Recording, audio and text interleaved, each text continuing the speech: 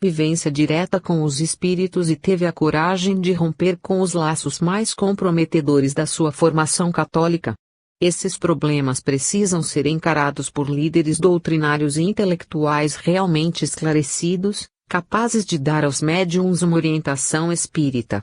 Sem um critério mais rigoroso de programação de cursos e uma escolha mais cuidadosa de expositores capazes, cursos e escolas se tornam prejudiciais. Seria preferível a sua substituição por séries de palestras com sequência didática e posteriores debates a respeito, coordenadas por pessoas habilitadas. Terceira categoria, líderes intelectuais. A psicologia do intelectual pode ser definida como um conflito dialético entre as suas aspirações e a realidade. Temos assim uma realidade subjetiva, tecida de anseios e pressupostos, e uma realidade objetiva que a ela se opõe. O conflito psicológico é dialético, um verdadeiro diálogo secreto do qual deve resultar a síntese de uma posição intelectual definida e portanto depurada dos excessos subjetivos, que vão sempre além do concreto real. Esta é a situação geral dos homens na vida, mas no intelectual ela se agrava e se complica pela influência da imaginação. O intelectual espírita dispõe de maiores recursos para atingir a síntese, graças ao conhecimento doutrinário e das pesquisas científicas dos fenômenos mediúnicos. Esse conhecimento lhe proporciona uma realidade intermediária, que é a da realidade espiritual comprovada e não apenas imaginada. A doutrina lhe oferece os recursos metodológicos para estabelecer a ligação, que podemos chamar de perispirítica, entre o seu mundo interior e o mundo exterior.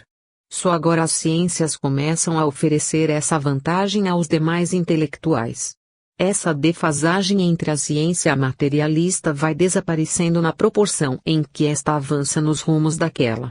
Mas o intelectual espírita já tem a sua posição firmada e pode agir com segurança no terreno intermediário. Não obstante, corre o risco, se não tiver conhecimento e experiência suficientes, de tentar conciliações utópicas, levado pela imaginação. Sem o rigoroso critério de Kardec, podem tomar a nuvem por Juno, ver discos voadores em cintilações estelares e assim por diante. Por isso, a liderança intelectual espírita só pode ser exercida por intelectuais perfeitamente integrados nos princípios kardecianos. Não se trata de uma forma de sectarismo, pois Kardec não fundou nenhuma seita, mas de uma exigência da própria evolução do espiritismo, cujas leis somente Kardec definiu até hoje de maneira lógica, verificável. Vejamos um exemplo concreto, que poderá esclarecer melhor este problema. Ilustre intelectual, de formação universitária, afirmou numa palestra pública, em São Paulo, que o espiritismo peca por exclusivismo antropológico, só admitindo a existência de espíritos humanos, sem levar em conta os gnomos, as fadas e outros seres espirituais chamados elementares em outras correntes do pensamento espiritualista. Foi advertido pelo espírita que presidia a reunião de que se enganava. De fato, o espiritismo não trata especificamente dessas idealizações folclóricas, mas considera o processo evolutivo dos seres como um desenvolvimento sequente e progressivo de potencialidades espirituais. Assim, os seres inferiores pertencem ao campo da filogênese ôntica, nas fases antecedentes à humanização. Desde a ameba até o homem, a linha da evolução desfila uma sequência espantosa de formas espirituais, que correspondem, na teoria espírita da evolução, à filogênese das teorias científicas, com sua imensa variedade de seres anteriores no homem. A imaginação levava o orador para os caminhos da fantasia, por falta de conhecimento doutrinário. Outros formularam teorias mediúnicas que vão da pedra até o homem, confundindo a ação do espírito sobre a matéria com a mediunidade propriamente dita, e com isso fundaram escolas confusionistas. Há toda uma literatura do absurdo apresentada como desenvolvimento da doutrina e superação de Kardec. O fato de um intelectual contribuir com suas luzes para a divulgação do espiritismo e mesmo para o seu progresso é importante, mas sob a condição de primeiro adquirir o necessário conhecimento da doutrina. Pode ser muito interessante falar sem fadas, gnomos, silfos e ondinas, desde que, Com isso, não se queira remeter o espiritismo ao campo da mitologia e da superstição. A liderança intelectual é indispensável ao espiritismo. Mas não podemos admitir as divagações intelectualistas na área doutrinária. A ciência espírita tem os seus métodos de pesquisa e avaliação de fenômenos, não de fantasia. A cultura espírita. O processo cultural, sempre em desenvolvimento, é uma sequência de etapas ou ciclos culturais formando um continuum. Mesmo no estudo das culturas ilhadas da mais alta antiguidade encontramos sempre os seus liames e conotações. A cultura espírita não é uma exceção e se liga a todo o processo. Enganam-se os que desejam adquirir cultura espírita pura. Hoje, mais do que nunca, o espiritismo, em todos os seus aspectos, está ligado à chamada cultura geral. Os métodos culturais de pesquisa, avaliação e interpretação dos fenômenos, de observação e de cogitação filosófica são fundamentalmente os mesmos num campo e no outro, com as especificações necessárias nas áreas específicas. Esse é um dos postulados de Kardec, cuja visão global da cultura não excluía nenhum setor de conhecimento. Para se conhecer e compreender o espiritismo a fundo é indispensável um esforço de atualização cultural, sem o que não seria possível o estabelecimento de ligações entre fatos e conceitos aparentemente diversos. Daí a necessidade de criação e instalação da sonhada Universidade Espírita ou de várias delas, para que a instrução espírita possa atingir as suas verdadeiras dimensões. A finalidade do espiritismo não é criar um mundo isolado dentro do mundo, mas integrar-se no mundo para transformá-lo. Os que ontem consideravam isso como apenas um sonho de lunáticos, hoje devem compreender que o sonho está se concretizando no mundo sublunar, não na Lua. É inacreditável o descuido dos espíritas de Poços nesse sentido. Todos estão dispostos a fazer gordas doações a instituições assistenciais, mas se mostram avessos a contribuir para a criação de uma universidade espírita. Alguns intelectuais chegam mesmo a considerar absurdo esse projeto. O primeiro congresso da USE criou, graças à luta de alguns contra a oposição da própria diretoria desse movimento, o Instituto Espírita de Educação que até hoje funciona por mercê de alguns abnegados, com pouca possibilidade de desenvolver-se. Os que pensam ganhar o céu com doações de caridade material, esquecendo a caridade cultural, terão sérias decepções ao passarem para o outro lado.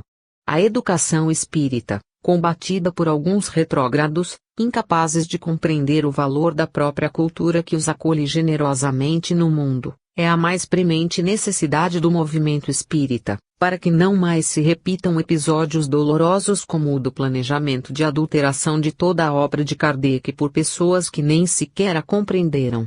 Esta análise é um esforço no sentido de despertar o nosso meio espírita para os perigos que o ameaçam. Nada mais. Poesia da adulteração. O envolvimento das trevas, J. Herculano Pires. Na batalha contra a adulteração tivemos de usar vários meios de persuasão. Um deles foi a poesia, em duas modalidades, a moderna e a clássica, para atender a diferentes gostos. Os poemas com que encerramos este memorial da adulteração foram impressos em folhetos e distribuídos a todo o Brasil. No primeiro, tentamos colocar o problema do Evangelho em face do mundo, usando a técnica de Cassiano Ricardo. O segundo poema é inspirado em Julio Dantas e Guerra Junqueiro. Nada melhor que o ritmo envolvente do autor de A Velhice do Padre Eterno para se obter uma visão diabólica e ao mesmo tempo humorística do envolvimento de espíritas pelas entidades trevosas. O que pretendemos nesse poema foi mostrar os vários elementos que levaram os adulteradores a tentar a ceia de uma ave do paraíso, no caso a codificação, com os toques líricos de Julio Dantas em A Ceia dos Cardeais. Os resíduos do passado, a saudade dos velhos tempos de poderio eclesiástico, a arrogância dos doutores da lei e o atrevimento dos insaciáveis clérigos medievais, caçadores impenitentes de aves paradisíacas, aparecem bem marcados como os elementos inconscientes de que os espíritos das trevas se serviram para envolverem a turma invigilante. Esses poemas, numa edição popular de 5.000 exemplares, foram distribuídos gratuitamente em todo o país e produziram o efeito desejado. Houve também poemas de Guerra Junqueiro, psicografados por Jorge Reticini. Chico Xavier permaneceu em sua linha de prudência mediúnica, evitando atritos, mas definindo claramente a sua posição, como já vimos. A posição de Chico é a de um espírito desencarnado, que deixa aos homens a solução de seus problemas. Orientado por Emmanuel, ele só recebe e divulga mensagens de ordem moral e espiritual. Mas nós, os homens, temos de dar conta das nossas responsabilidades no plano doutrinário. Devemos ressaltar, nesse plano, a posição exemplar da Liga Espírita do Estado de São Paulo, cujo presidente, Messias, fez a mais completa e minuciosa análise da adulteração, em mais de 70 laudas mimeografadas e distribuídos os volumes a várias instituições.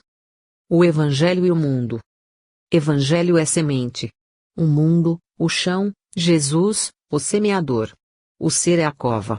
Em cada cova o adubo, o coração. E em cada coração o sentimento. Que é sol e chuva e vento. E a dor que é prova. Evangelho é raiz que nos penetra. Nossa vida é a selva. Cresce a planta na proporção da seiva que lhe damos. Se a seiva é escassa, há de minguar a planta. Quanto mais amamos, mais fundo o Evangelho nos penetra, mas se não amamos o Evangelho, como vamos amar segundo o Evangelho? Somos cova no mundo. E cova funda. Na cova há limo e pedra, bem e mal. Se bem é bem, mal é mal. Ambos existem porque o mundo é bom e mal ao mesmo tempo. Como pode o Evangelho penetrar na cova que é do mundo para o mundo mudar? Negando o bem? Negando o mal? Pode o peixe do mar viver sem mar? Há ódio e amor no mundo. Covas boas e covas más. Há amigos e inimigos, verdade e mentira, piedade e ira. O mal melhora e se transforma em bem junto do bem. Se tudo é bem, porque Jesus semeou. Porque a semente na cova e a raiz que cresce e mergulha fundo na prova. O Evangelho é luz do céu nas covas do mundo. Luz no fundo. Há covas boas, covas regulares ou menos boas e covas más que exigem paz. O mundo é. O mundo existe. É objeto. Evangelho será. Existirá. É projeto. O lavrador tem a terra e a semente e na semente a safra. A terra e a semente existem. A safra existirá. E se não existir, o que será? Mau lavrador é o que não põe a semente na cova. Tolo é o que pensa que a semente é safra. Expiação e prova mudam o mal em bom. Ou não há prova? E ninguém expia. Só Jesus mudou o mundo com palavras. Só. Mas Jesus sabia que há palavras e palavras. E Kardec também. Por isso o Evangelho é um só. Só. Feito com palavras exatas.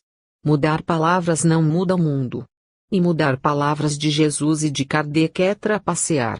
Que a trapaça não se faça onde houver quem quer melhorar. Há espíritos mudos, espíritos mundos e espíritos imundos. Espíritos mudos são menos maus e menos bons. Estão na prova e na expiação. Fermento bom no mau coração. Há bons e maus. E maus em transição. Espíritos mundos são só mundo, do mundo, errantes fátuos entre o bom e o mal. Bom por conveniência e mal por mal. Quem não conhece a escala espírita? Espíritos imundos são antimundo mal por mal. Há o mundo e o imundo. Quem disse foi Jesus, que não era treva, mas luz e também mais luz. Quem contradiz Jesus tem mais luz. E a cruz? Não foi boa e má ao mesmo tempo em sentidos opostos. Ou foi menos boa? Quem trapaceia com Jesus e Kardec trapaceia faz trapaça e ceia. Vamos à ceia, eia. Nota para os farautos: este poema é cassiânico, inspirado em Cassiano Ricardo. Poema sem versos, com linosignos. Para entender é preciso pensar. A ceia dos cardeais. 1. Kardec, ante a visão, orou a Deus suplicando-lhe que enviasse ao mundo, após o seu trespasse, alguns hebreus do tempo de Jesus, Pedro, Mateus. Ou se possível o valente Paulo que rompera com tudo e até com Saulo. Sofria, em febre, o grande fundador, ao ver na terra os seguidores seus, reunidos como antigos fariseus para um festim de trágico esplendor. Kardec olhou o céu em busca de Jesus. Por toda parte a treva. O céu não tinha luz, ó Deus clemente, ó Deus de luz e amor, por que me abandonais na hora da agonia? Mas ao forte clamor a noite respondia com gritos de urubus nos abismos do horror. A escuridão do céu, tenebroso sudário, lembrava o instante atroz em que o último grito de Jesus abalou a terra e, do infinito, a treva despenhou-se envolvendo o Calvário. Era a hora final do drama da paixão, em que se consumava a trama da traição. 2. Eis o quadro de horror que Kardec antevia, o coração opresso, a mente em agonia, em torno à vasta mesa, em sala iluminada. Eram 40, ao todo, os rígidos perfis, cada qual mais feroz, na posição de juiz, olhar duro, cruel, e consciência togada. Julgariam Kardec, e na ausência do réu, por ele respondia a codificação. A sentença já pronta, isenta de paixão, era impassível, fria e escura como o céu. Mas de repente a mesa encheu-se de talheres para o julgamento. O tribunal, agora dispunha-se a cear. Era avançada a hora, e a sala se enchia de gentis mulheres. O tribunal virava em amplo restaurante. Os juízes comensais sorriam satisfeitos. Garçonetes, garçons, graçolas e trejeitos. Uma ceia de arromba, alegria esfuziante. Mas Kardec enxergava, atrás de cada juiz, a carranca feroz de um regente do umbral, esquálido, a esperar o momento fatal em que se serviria a vítima infeliz. Sobre a mesa, afinal, foi posta a refeição, esquartejada e frita a codificação. 3. A algazarra estrondou. Alegres comensais batiam os pés no chão, os talheres nos pratos, contando à vizinhança boquiaberta os fatos da caçada infernal, em termos especiais. Uma ave bem nutrida, a codificação, explicava solene, um elegante juiz, mas já velha, cansada, ave menos feliz, embora conservasse um porte de fazão. Foi criada em jardins da encantadora França, tratada por Kardec a rações de verdade, ensinada a cantar com muita suavidade em trinos de amor puro e notas de esperança. Mas Kardec lhe deu, também já estava velho, talvez por caduquice, uns grãos de falsidade que espertalhões judeus meteram no Evangelho. Forçoso era imolá-la a bem da santidade do nosso bom Jesus, cujo verbo divino jamais se maculara em palavrão mofino e nunca tolerara expressões de maldade. Depois, como sabeis, havia uma sentença unânime e viril do nosso tribunal que mandava expungir os resíduos do mal desse corpo da mais encantadora crença. Um só tiro bastou, em pleno coração, para que ela tombasse inteira aos nossos pés. No sangue que jorrou, a ira de Moisés foi lançada num jato e coagulou no chão. Que coágulos, meu Deus! Brilhava o sangue puro como o sangue de Abel traído por Caim. Seus olhos de condor lançavam sobre mim anátema e perdão em nome do futuro. Pousou sobre ela um torvo, horrendo escaravelho. Crocitou na distância um corvo moribundo. Senti-me um filisteu a estrangular o mundo. O coração da ave era o próprio Evangelho. Foi assim que a cacei por ordem da justiça. E ao disso me lembrar peguei-a pelos pés, aliviei a consciência evocando Moisés e rápido voltei à cotidiana liça. Às vezes a consciência é incômodo troféu que vira tribunal e nos converte em réu. 4. A codificação esquartejada e frita exalava esse odor que ao estômago excita.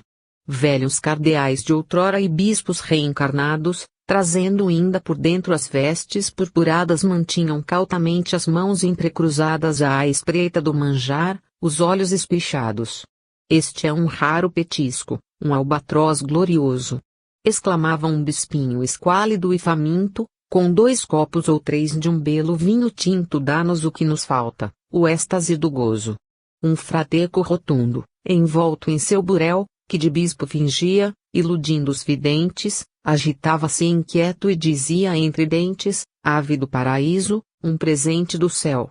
Passe-me o coração, esse é o melhor pedaço. Gritava antigo frei de convento da Espanha que perdera o burel mas não perdera a manha, por causa dele fui internado no espaço. Velho cardeal francês, agora doutorado, reclamava a cabeça, é uma delícia o miolo. É nele que se pensa e nele se arma o rolo que conduz ao garrote o padre rebelado. O miolo continuava essa invenção divina, e fonte de heresia e ninho de pecados, por isso tem sabor de leitos retinados, de promessas de amor em boca fecenina. Que horror! Logo exclamou esse bispo moralista já de outra encarnação: detesto a leviandade, mas agora vivendo a era da verdade permito-me provar algum sabor de artista. Cuidado! Advertiu um cardeal barrigudo: é o que sai pela boca o que nos contamina. Esta ave morreu, embora peregrina, por mesclar palavrões no seu trinado agudo. Palavrões, palavrões. Disse um bispinho irado: é hoje o que se ouve até nos evangelhos. Palavrões juvenis, palavrões entre os velhos. E há quem chame Kardec o bom senso encarnado. Tínhamos de expungir de Kardec esse horror. Inimigos, odiar e até espíritos maus. Retirar do evangelho esses feios calhaus é dever de cristãos, é tarefa de amor. 5. A codificação sumia sobre a mesa. Primeiro o evangelho, o próprio coração da obra de Kardec, o livro Religião que nos religa a Deus com ternura e firmeza. Seu texto é suave e doce, uma carne macia, mas as fibras de luz que estruturam-lhe a forma são duras como aço e nelas se conforma a verdade integral em firmeza e energia. Depois o livro base, essa pedra angular que o mundo espiritual implantou no planeta, livro da razão, mais que o sol, um cometa que arrasta em sua cauda a terra, o céu e o mar. E depois o Tratado da Mediunidade, livro guia da nova comunicação, nascido da pesquisa e da revelação, código LM em que brota a verdade. E após, num desafio aos segredos do eterno, rasgando o véu da sombra e os mitos da mentira, a Gênese que espanca as ameaças da ira, esse golpe de luz, o livro O Céu e o Inferno. Duas asas de fogo abertas no infinito, rompendo a escuridão do cosmos e da morte, numa visão de fé da nossa própria sorte que afugenta da mente as causas de conflito. Era essa ave divina, a encarnação da luz, que as trevas devoravam em nome de Jesus. 6. Feita a consumação, o sínodo dos bispos dissolveu-se ali mesmo e somente os cardeais, que haviam preparado uns pitéus divinais, ficaram no recinto a lambiscar petiscos. Libertos da canalha, agora vamos nós participar em paz da ceia dos cardeais, saboreando afinal os pratos especiais. Isso disse o mais velho adocicando a voz. O primeiro pitel, esposo maioral, é que o mal se acabou entre os filhos de Deus. Alguns são menos bons, pobrezinhos, plebeus, e assim vão residir na favela do umbral. Isso é de grande alcance e os bispos não manjaram. Já livres de suspeita, agiremos sem peias, como aranhas fiando em paz as nossas teias em que as moscas humanas sempre se enredaram. Nada como a experiência aprimora a malícia. Disse esfregando as mãos o cardeal menos velho, Jesus deu bom exemplo através do Evangelho e os devemos seguir na ação cardinalícia. A ação cardinalícia. É exato, meu amigo. Exclamou Dom Miguel, o ex-cardeal de Espanha, que seria de nós, não fosse a nossa manha, com essa ave a voar e nos pôr em perigo. Esses bispos que nunca alcançarão o céu, observou piscando o velhote Chardon, nunca vão saborear um prato sem garçom servido por um anjo em forma de pitel. Que alegria no olhar! Saíram tão contentes. Pensam que a ave-mãe só foi purificada. Mataram-na sem dó. Comeram-na à fartada. E ainda agora estão a palitar os dentes. São crianças, notou o cardeal português. Deviam retornar, ainda nesta existência como bispos de novo e aumentar a experiência. Ainda vivem a sonhar com o era uma vez. Outro belo pitel é a linguagem fingida, exclamou sorridente o cardeal de Paris, que não diz sem dizer e nem dizendo diz. Quanto tem de aprender esses bispos na vida? Quando moço eu também me enganava com tudo, murmurou a cismar o cardeal italiano, uma jovem fatal, um sonho, o Vaticano. Depois envelheci, prefiro ficar mudo. Esses bispos, porém não são jovens assim. Alguns deles já são bem passados em anos.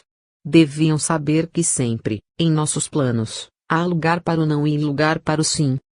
Dom Fabricio. gritou o cardeal mais antigo. Hora de calar. É hora da mudez. Não queira revelar os truques do xadrez. Não há maus. Somos bons. Mas há sempre um perigo. Mas apesar do aviso, o toque da saudade em todos despertara a sensibilidade. 7. Cada bispo ao sair levou a tiracolo o verdugo umbralino a que estava amarrado. Os cardeais, ao revés, traziam escravizado um verdugo servil rastejando no solo. A evocação fatal da antiga encarnação. Os olhos dos cardeais lacrimejavam tanto que os verdugos, em pé, se entregaram ao pranto. Gritavam com voz grossa em tom de cantochão. Envolvidos no sonho, errando na distância, os cardeais não ouviam os lamentos do umbral. Continuaram a cismar, lembrando cada qual a mocidade heróica e alegrias da infância. Ah, disse o mais antigo, de alva cabeleira, que saudade da Espanha, essa terra cristã, onde coisas como esta ou encrencas do Islã, resolvíamos sempre ateando uma fogueira. Nada nos impedia agirmos à vontade. Nosso amor pelo Cristo impunha-se viril no fogo salvador ou no garrote vil. Vivíamos na lei da pura cristandade. Ó, heróica madre de juízes implacáveis! Barcelona queimou a codificação. A andaluza Sevilha ergueu seu brasão em noitadas de ferro e sangue memoráveis. Silenciou o cardeal, os olhos marejados, e um suspiro escapou dos seus lábios magoados. Dom Fabrizio exclamou, que saudades da Itália, que vigoroso amor o nosso por Jesus. Foi Roma que inventou o suplício da cruz para glorificá-lo em sudário e mortalha. A bela catedral de São Pedro e São Paulo foi sempre o meu refúgio em tempos que lá vão. De um lado o velho Pedro e de outro o jovem Saulo proclamam o poder sem par da conversão. Quanto amei nessa terra em puríssimo ardor vigilante que eu era em todos os processos, meti no calabouço alguns padres possessos e outros mandei queimar. Mas tudo por amor. Suspirou o cardeal e caiu no mutismo, nostálgico, a lembrar o antigo cristianismo. O terceiro evocou, tristonho, a velha França dos seus tempos de herói nas ruas de Paris, quando o moço arriscara a vida por um tris na mais gloriosa noite, ordenando a matança. Ó, noite imemorial de São Bartolomeu! Uma jovem que amei, donzela suave e pura, fila tombará a espada numa esquina escura. Entreguei-a a Jesus. Era infiel, morreu. Mandei rezar por ela uma missa às ocultas, comprei flores e enviei-a à sua sepultura. Era uma encantadora e doce criatura. Não podia ficar, como outras, insepulta. Soluçou o cardeal. Tinha os olhos em brasa. Levou a mão ao peito, essa emoção me arrasa. E temia morrer ao voltar para casa. O quarto estremeceu. Ah, como é diferente! Sim, como é diferente o amor em Portugal. Nosso amor por Jesus, em Lisboa ou no Porto, não era assim violento, assim feroz e brutal. Dávamos ao herege uma cela somente, em que ele, arrependido, acabaria morto pela própria exaustão, de modo natural. Como era bom, assim poupá-lo das torturas, deixá-lo sossegado a procurar o Cristo no silício comum das próprias amarguras. Caía geralmente em transe nunca visto, logo se inteiriçava e os anjos o atendiam. Morria suavemente e buscava as alturas. Nas regiões infernais fui sempre socorrido por almas divinais luminosas e puras, que me diziam sempre haver-se redimido no silêncio ideal da cela sem torturas. Por isso aprovo agora expungir-se a maldade das sublimes lições do meigo Nazareno. Não vivemos no inferno, embora os palavrões, os crimes, a matança e o horror dos assaltos sejam hoje comuns neste mundo terreno. Talvez chamando bons a todos os vilões, tirando ao dicionário os termos menos altos, consigamos fazer da terra um paraíso, um mundo menos mau, com gente de bom siso. Embora, na verdade, eu creia que isso cabe ao sublime Jesus no dia de juízo. Mas Deus é lá quem sabe. Mergulhou-se o cardeal, perplexo, em mudez. A verdade brilhava em límpida nudez. 8. Kardec, tristemente, enviou a Deus uma sentida prece de perdão.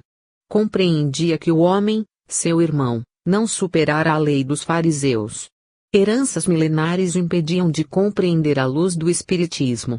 O coração do homem é um abismo em que as sombras do mal se debatiam. Lembrou-se da batalha sem quartel que enfrentara em Paris para legar à humanidade um código sem par que ela transforma em Torre de Babel. Quanto sofrera parecia inútil ante a visão que ali o assombrara. A codificação se revelara grave demais para esse homem fútil. Que mais restava? Só pedir perdão para si mesmo e para todos quantos, julgando-se mais santos do que os santos, destruíam-lhe a codificação. Kardec olhou o céu em busca de Jesus. Por toda parte a treva. O céu não tinha luz. Herculano Pires. Traços biográficos. J. Herculano Pires nasceu em 25 de setembro de 1914, na antiga província do Rio Novo, hoje província de Avaré, zona sorocabana, e desencarnou a 9 de março de 1979, em São Paulo, filho do farmacêutico José Pires Correia e da pianista Bonina Amaral Simonetti Pires. Fez seus primeiros estudos em Avaré, Itaí e Cerqueira César. Revelou sua vocação literária desde que começou a escrever. Aos 9 anos fez o seu primeiro soneto, um decassílabo sobre o Largo São João, da cidade natal. Aos 16 anos publicou o seu primeiro livro, Sonhos Azuis, Contos, e aos 18 o segundo livro, Coração, Poemas Livres e Sonetos. Já possuía 6 cadernos de poemas na gaveta, colaborava nos jornais e revistas da época, da província de São Paulo e do Rio. Teve vários contos publicados com ilustrações na Revista da Semana e no Malho. Foi um dos fundadores da União Artística do Interior, que promoveu 2 concursos literários, um de poemas, pela sede da UANC César, e outro de contos, pela seção de Sorocaba. Mário Graciotti o incluiu entre os colaboradores permanentes da seção literária de A Razão, em São Paulo, que publicava um poema de sua autoria todos os domingos. Transformou, 1928, o jornal político de seu pai em semanário literário e órgão da UAI. Mudou-se para Marília em 1940, com 26 anos, onde adquiriu o jornal Diário Paulista e o dirigiu durante 6 anos. Com José Geraldo Vieira, Zoroastro Gouveia, Osório Alves de Castro, Nichem Jacigal, Anatol Rosenfeld e outros promoveu, através do jornal, um movimento literário na cidade e publicou Estradas e Ruas, poemas, que Érico Veríssimo e Sérgio Milieti comentaram favoravelmente. Em 1946 mudou-se para São Paulo e lançou seu primeiro romance, O Caminho do Meio, que mereceu críticas elogiosas de Afonso Schmid, Geraldo Vieira e Wilson Martins. Trabalhou como repórter, redator, secretário, cronista parlamentar e crítico literário dos Diários Associados. Exerceu essas funções na Rua 7 de Abril por cerca de 30 anos. Autor de 80 livros de filosofia, ensaios, histórias, psicologia, parapsicologia e espiritismo, vários de parceria com Chico Xavier, e lançou recentemente a série de ensaios Pensamento da Era Cósmica e a série de romances e novelas ficção científica paranormal. Alegava sofrer de grafomania, escrevendo dia e noite. Não tinha vocação acadêmica e não seguia escolas literárias. Seu único objetivo era comunicar o que achava necessário, da melhor maneira possível. Graduado em filosofia pela USP, publicou uma tese existencial, O Seria a Serenidade. Fim.